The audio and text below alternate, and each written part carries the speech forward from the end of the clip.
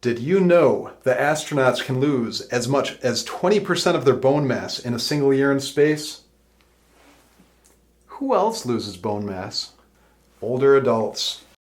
Nearly 20 years ago, I invented therapeutic vibration technology as a biomechanical, non-pharmacological approach to bone loss during long-duration spaceflight. This is the same signal that our bodies experience every time we take a step or we contract our muscles. My discovery that the muscles can be contracted even without effort is what led me to start a NASA spin-off company to make this revolutionary technology available to everyone who struggles to exercise. If you're suffering from or caring for an individual that experiences decline due to aging, disability, frailty, pain, or other building blocks of dismobility, this series is for you. Join me, Jeff Leismer, as I walk you through a series of connected stories, testimonials, clinical results, and other features that showcase concepts and innovations to enrich your life. In our first series,